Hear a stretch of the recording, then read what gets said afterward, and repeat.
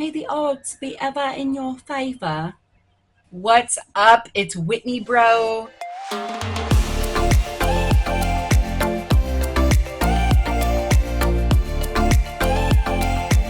And in today's video, I mainly just want to play around with some of the items that I have in my project pan that I drew from my deck of panning. So I have no idea what look I'm going to do. We're going to kind of figure it out as we go. You probably have more of an idea than I do because of the thumbnail, but either way, let's get into it. So the palette I'm going to be using today is the Genesis palette by Drench Cosmetics and Midas Cosmetics, RIP. And this is what it looks like on the inside. And I'm thinking of using a combination of the browns and the blues in this. They're just kind of drawing me. Get into it. Oh, and this is a swatch because there's a shade called Blueprint, but it's actually black. And I was seeing if it was a navy or if it's actually black, but it's black. And I'm going to be using the Milani eyeshadow primer. If you've never tried it, this stuff is really good. Really good. Excuse the cartoons in the back. They're for my dog, even though he's staring at me right now. So it doesn't matter that the cartoons are on.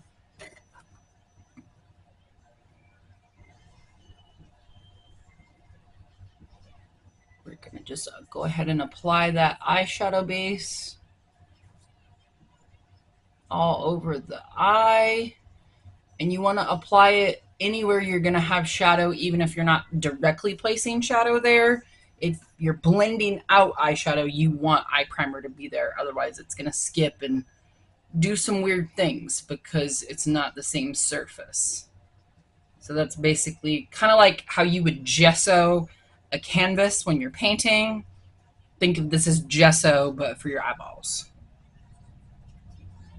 And I'm going to go ahead and get into the shade, this corner shade right here called Magical.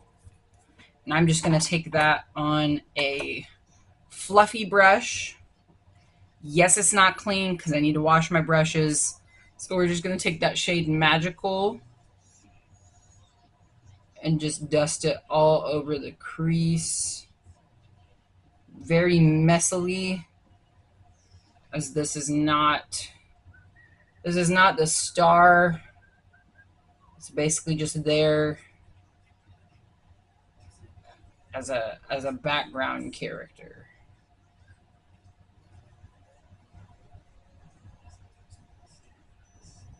So, how is life? How are you guys? I know if you're anything like me in the US, it's a bit of a clusterfuck. Also, I apologize for my washing machine is literally right there. So if you can hear it, I'm sorry. I closed the door. Best I can do.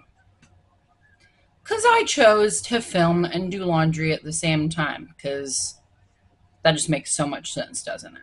So we've only used this shade Magical.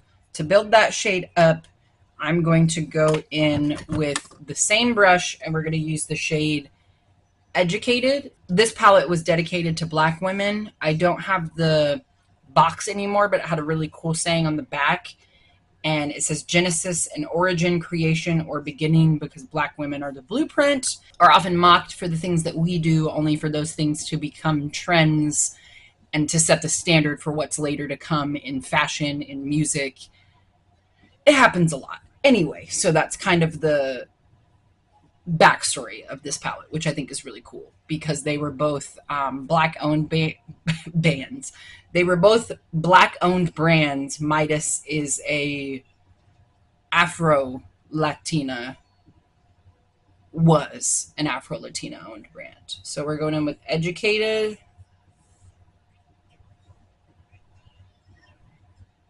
And I'm just deepening that crease. We're going to go in with black anyway, but I like to have that variety of brown so that way when you put the black in there, it's not like, what are we doing, you know? But we're going to do something weird which is not weird to me, but it's gonna be weird to y'all, and that's okay. Has anybody read the new Hunger Games book? I'm gonna pause for a moment. If you haven't, or if you don't read the books and you wait for the movies, because this is gonna be some spoilers, and you're gonna want to exit this video right now if you don't want spoilers. So keep that in mind. I absolutely loved that book. I think it was my Sunrise on the Reaping, I think, is one of my favorite books that Suzanne Collins has ever written. I think it is heart-wrenching and beautiful and hideous all at the same time. And it just goes to show her talent, the fact that she can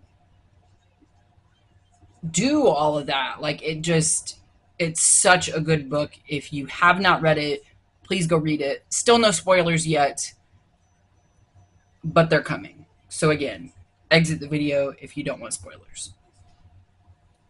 So next up, I'm actually going to go into the shade Captivating, which is this navy blue shade right here.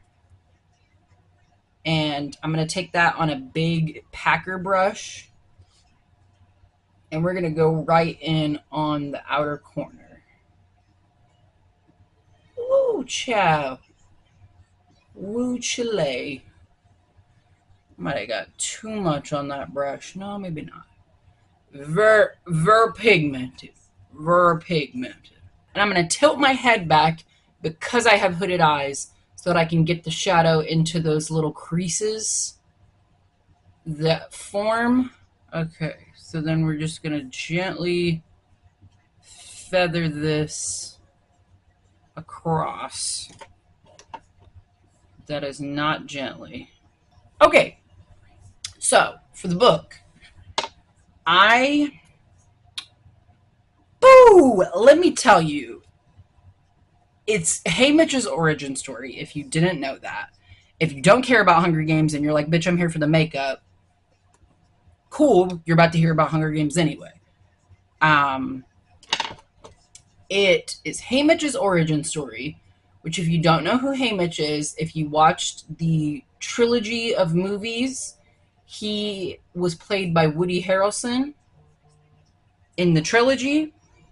Anyway, it's his origin story, so we basically get to learn why he is the way he is, why he drinks so much, why he's kind of seems to hate life in general. We get to learn all of those things. And one of my favorite things that was like good, I mean, the whole book was good, don't get me wrong, but it's good in like a heartbreaking way. By good, I mean this was a good thing that wasn't heartbreaking, was that we actually learned Katniss's parents' names, which we did not previously know because Suzanne never told us their names. And I was really excited by that because it's a great book that basically just kind of filled in gaps anywhere that there were. I don't want to say gap because that sounds bad, like she didn't intentionally leave it like that, but it gave us more information than what we previously had. And I might not even need black, to be honest, because this is doing what I want it to do without black.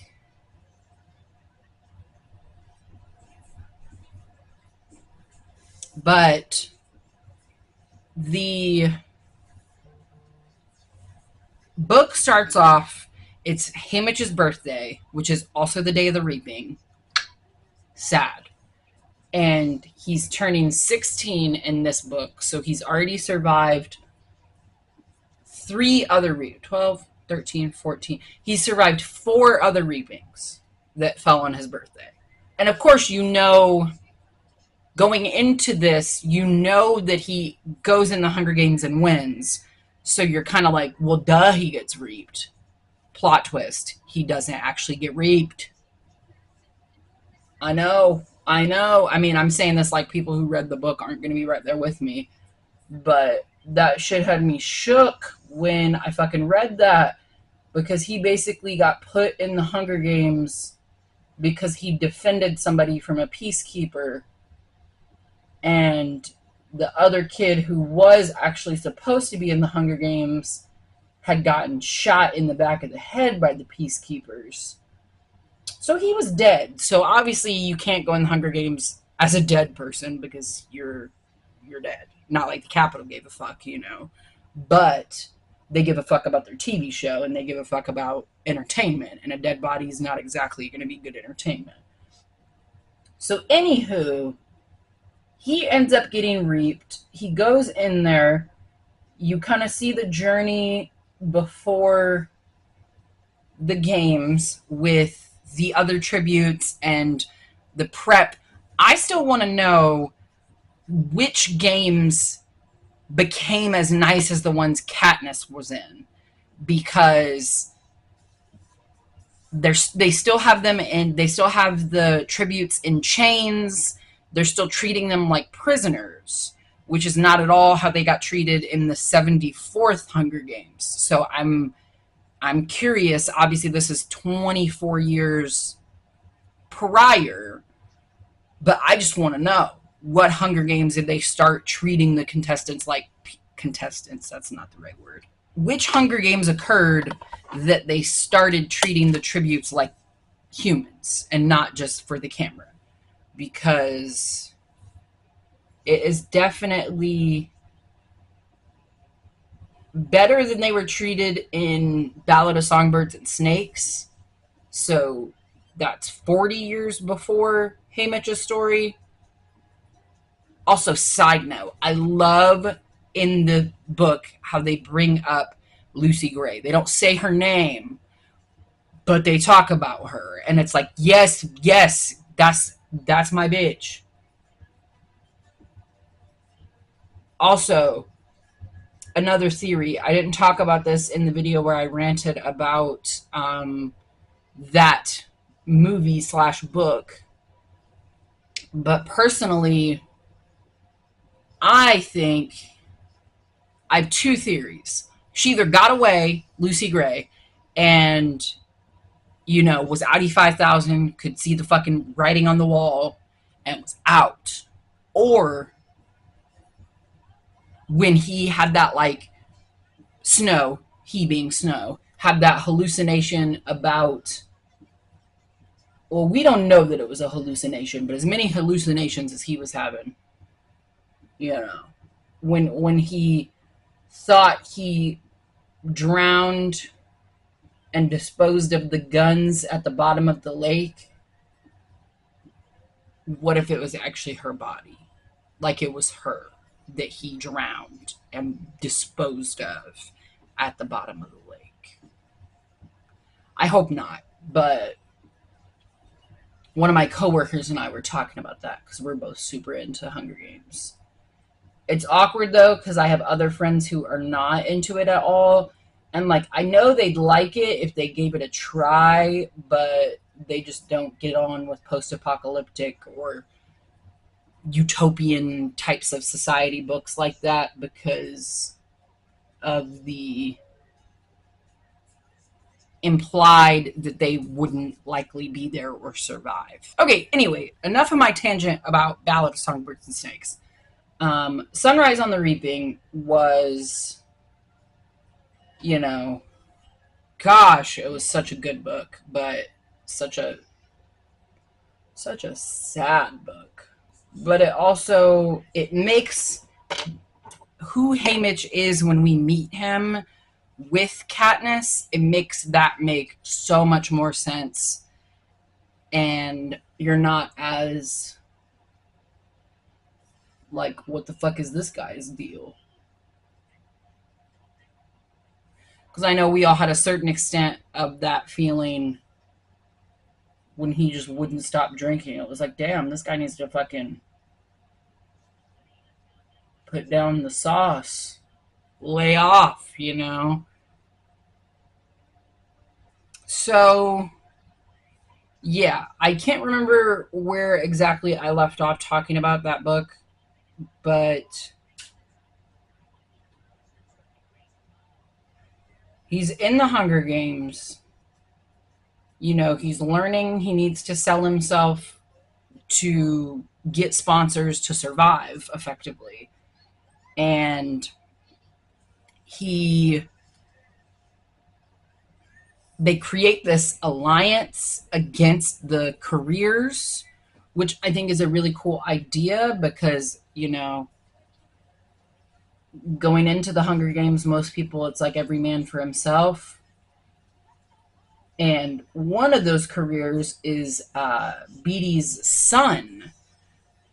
And so you have some people that you've already met before in the other books, in the other movies, that are also in this movie.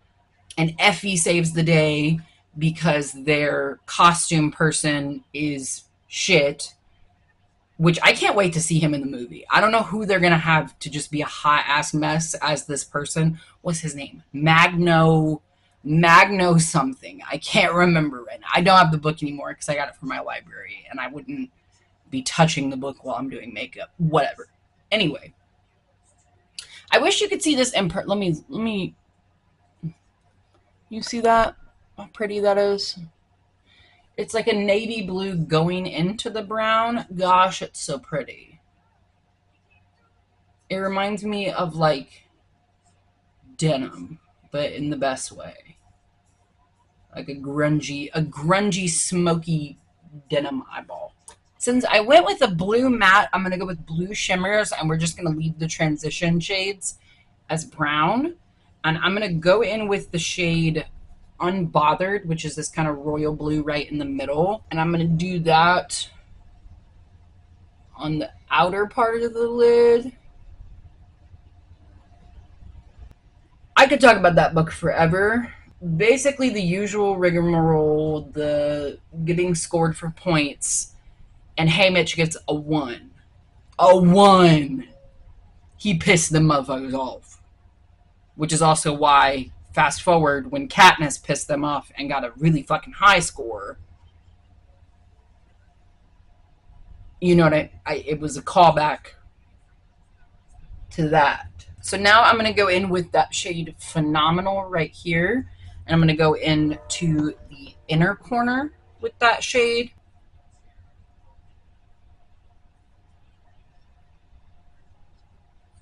Oh, wow, that is really pretty.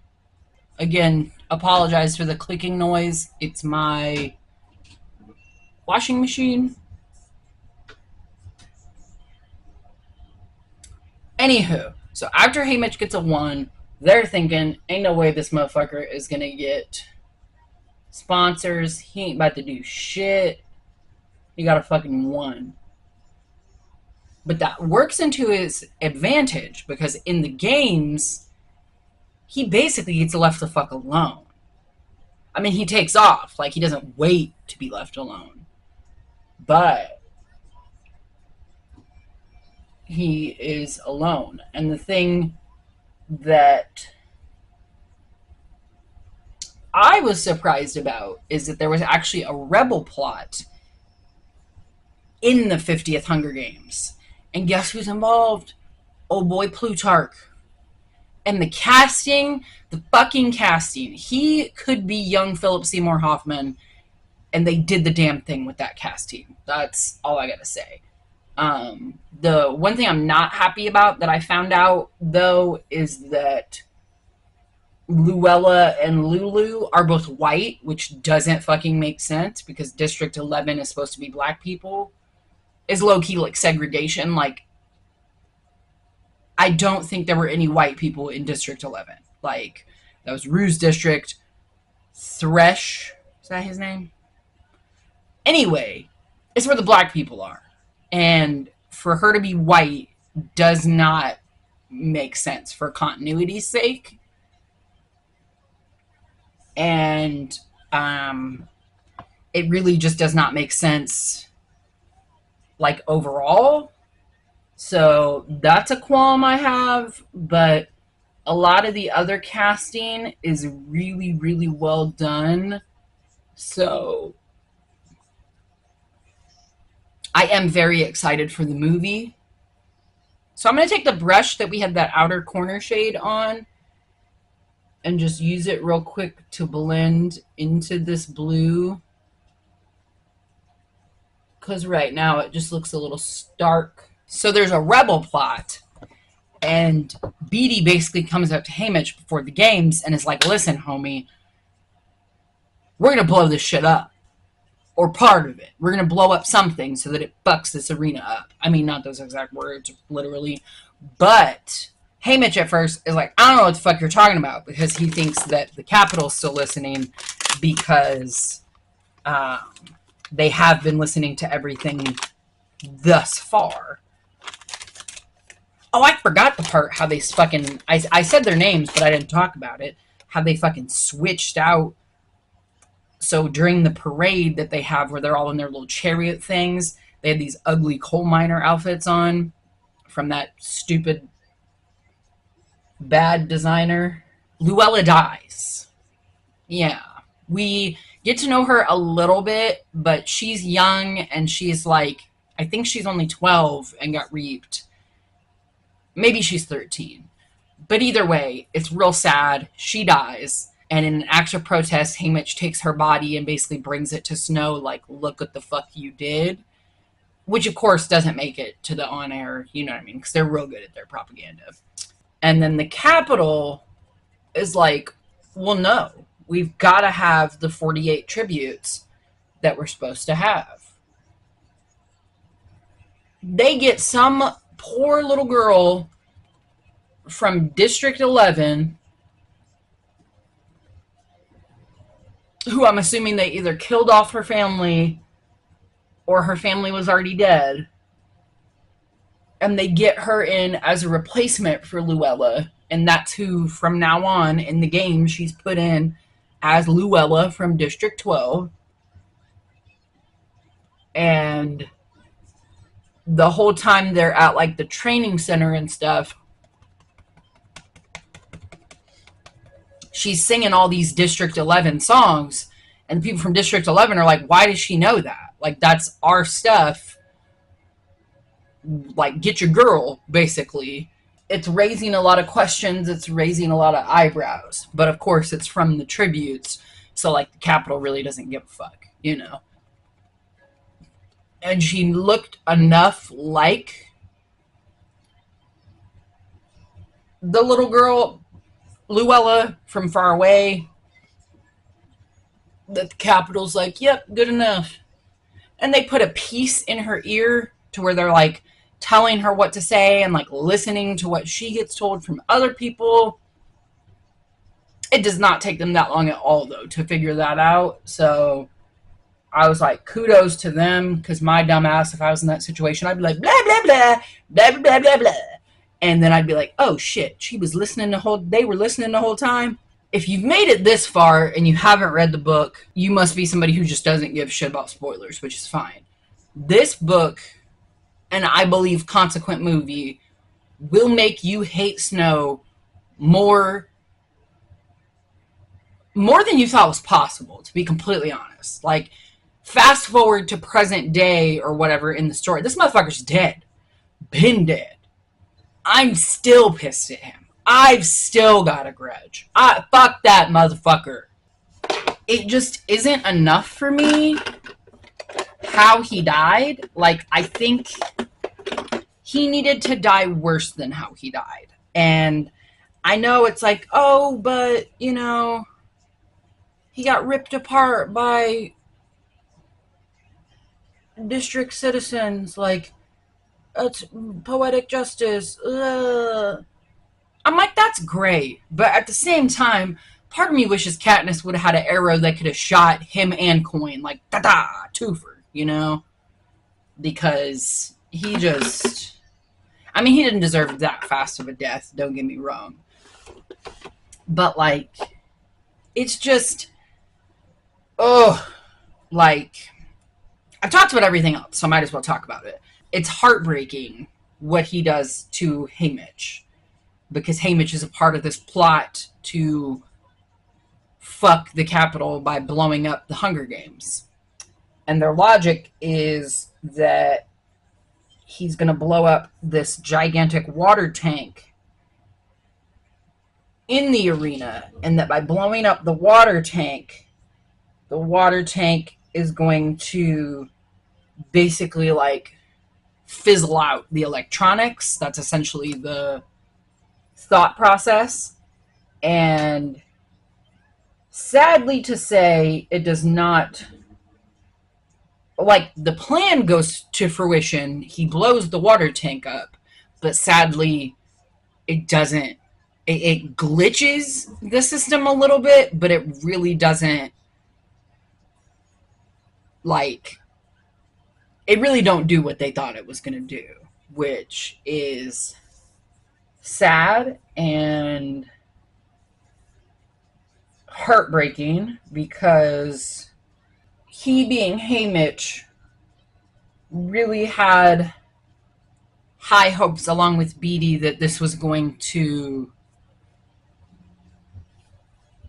be catastrophic to the games and force the games to stop, and basically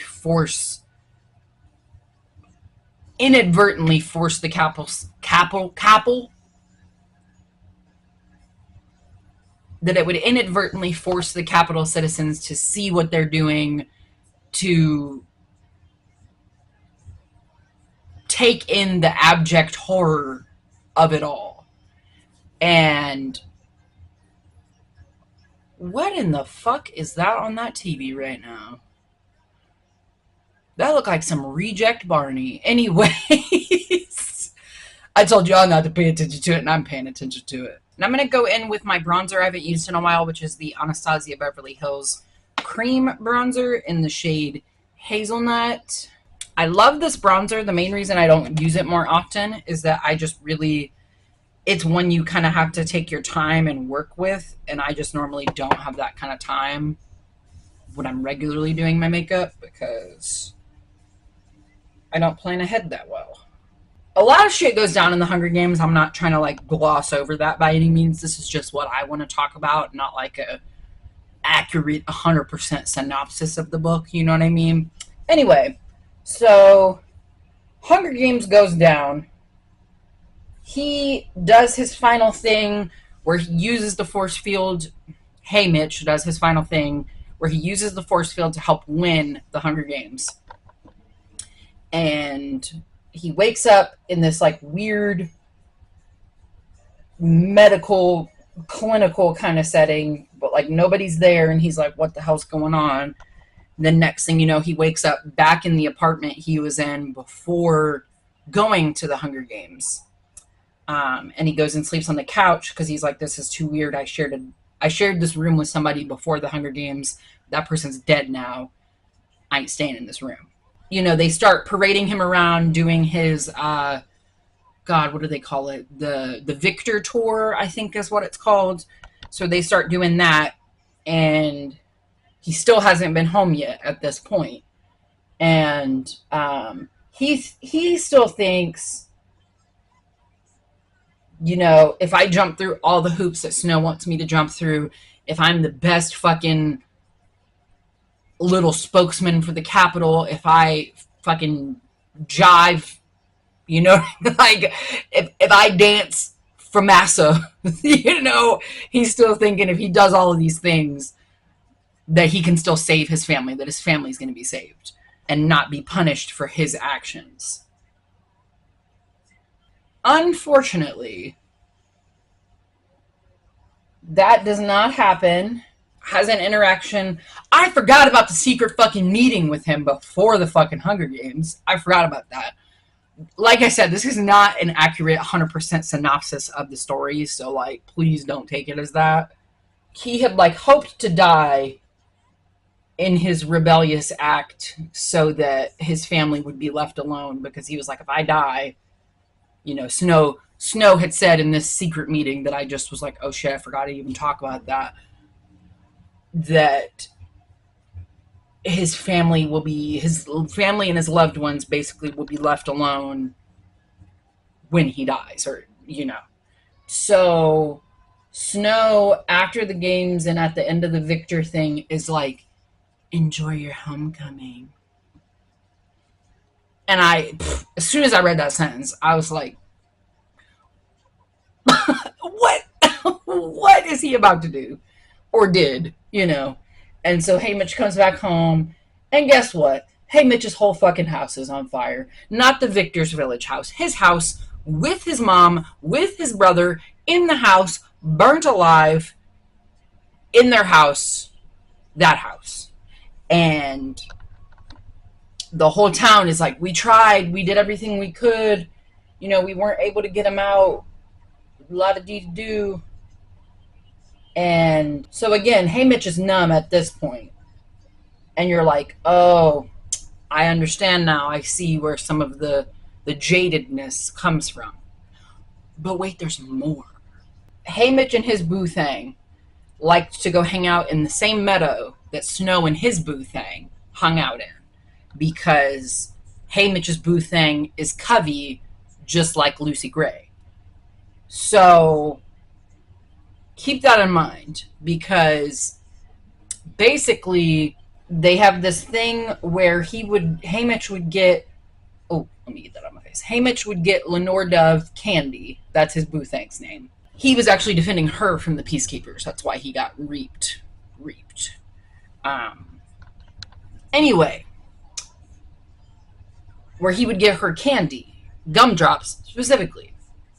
And he had gotten her some the day of the reaping, and obviously was not able to give them to her because he got reaped.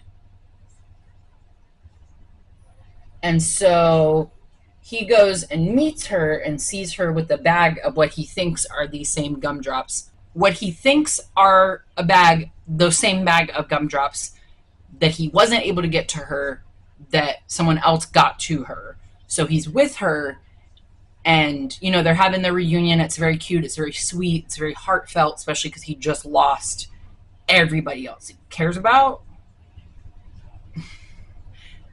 Tell me why Snow done poisoned the fucking gumdrops. The gumdrops are poison, and he feeds the poison to her, and then he realizes it, tries to get her to throw it up, doesn't work, she fucking dies. I didn't even know. I had to close the book at that point. I was like, what? But then there's an epilogue, and the epilogue is pretty sick because it's him talking about being less bitter and about how Lenore Dove visits him and is not angry anymore. So, like, he's healed, and it's good stuff.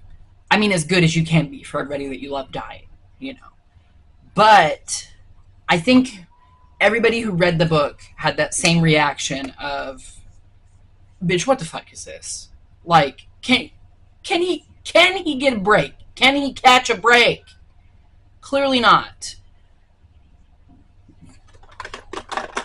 Because Snow is a piece of shit. So, and again, should we all have known this? 100%. It's not like, I'm not surprised that Snow is a piece of shit. I'm surprised that he was like as petty about it as he was. It's almost like, because he didn't get his happy ending with his Cubby girl, he wasn't going to let Hey Mitch have one either. Because I wholeheartedly believe he would have done the same shit even if Hey Mitch hadn't had anything to do with the whole bombing plot extravaganza, whatever we want to call that.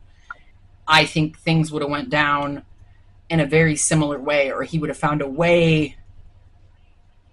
He would have found a way to make Hey Mitch react so that he could be justified in his reaction to that to kill his girl. Because we all know that Snow is still salty and Lucy Gray broke his heart.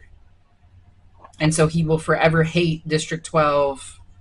I mean, he did. But before he died, he would forever hate District 12. And especially anybody who's Cubby. We're getting to the end of the look, I swear. I swear. But if you did read the book, tell me what your reaction was. What was your favorite what was your favorite part of the book? Because to me, my favorite part was when not favorite, but one of my favorite parts was when he met up with Maisley and she had that darts, blow dart thing and was fucking people up with that. That was very entertaining and gave you something to like forget about the situation that they were in for a minute. Like you were just like, oh shit, she fucking them up. And you're like, oh, it's only a matter of time till she gets fucked up herself, you know? So the base is done. We're going to move on to the lips. I thought I was going to do my under eyes. I really don't think I am. I'm probably just going to throw some mascara on and call it good. And I love the name of the book because the name of the book actually comes from something that Lenore Dove tells Haymitch, I think as she's dying. You know, she's basically like, you better not let another sun rise on the reaping. Saying like, you better do something in these games. And I think for a long time, that's why he thought she was angry with him because, you know, 25 years of the games still occurred. But the epilogue, he's talking about Peeta and Katniss and how the capital was overthrown and, you know, all the good stuff that happened at the end of Mockingjay. I gotta say, though, I really need Woody Harrelson, Josh Hutcherson, and Jennifer Lawrence to reprise their roles because I don't think the epilogue will hit the same if they don't. In the movie, I mean. Oh, she's looking a little ghosty. A little ghosty. Let's use this slightly warmer shade. But I really want to know you guys' thoughts on the book, on my makeup, whatever you have thoughts on. Sound off. I mean, that correlates this video, obviously. Sound off in the comments. If you have other thoughts that are like random, you can always DM me on Instagram. But yeah, this is going to be it for the makeup look. And I hope you appreciated my ramble slash recap of the Hunger Games Sunrise on the Reaping. I may make a separate video solely about my reaction to the casting because that sounds like a fun video to make, TBH. But yeah. And if you've had a good time watching Cat Dog in the background, you could let me know that as well. I feel like most people will hate who they're supposed to hate in this book. But I could just never hate Effie. Oh, that's what I was supposed to talk about. Was the people who we know that come back. Not back, like, because this is before, you know what I mean? But basically, there's Mags, Wyrus, BT, Effie. There may be more, but those are the ones off the top of my head right now. They all are in this story of Haymitch's as well, which kind of makes sense, that close, unspoken bond between Effie and Haymitch. I always thought it was like romantical vibes, but it low-key was just like she's literally known him since he was 16 vibes. And anyway, Mags and Wyrus also both get fucked up because of what the plot, which I don't think it's really fucked because I don't think either one of them were involved in the plot. At least the book doesn't make it seem like they're even aware of it. And basically, that's why Wyrus is the way she is when you meet her in Catching Fire, because of what the Capitol did to her as a result of being Haymitch's mentor in the 50th Hunger Games. The Capitol fucked her up, and they fucked Mags up because they assumed, because of their proximity to Haymitch and this bomb plot. Whereas Beatty, they said that his brain was too important or too, how was it? basically he was too smart to kill. They didn't want to waste his brain by killing him, and so they killed his son in the Hunger Games instead, which, ugh, how his son goes out is just not, it's sad. It's mutts, you know. And they basically rip all the flesh off of him. It's pretty icky. But yeah, this has been a fun video for me to record. I had fun doing my makeup. I hope you guys had fun watching me and listening to me rant about Hunger Games. That's going to be it for this video. So thank you so much for watching, and I will see you guys in my next one. Bye!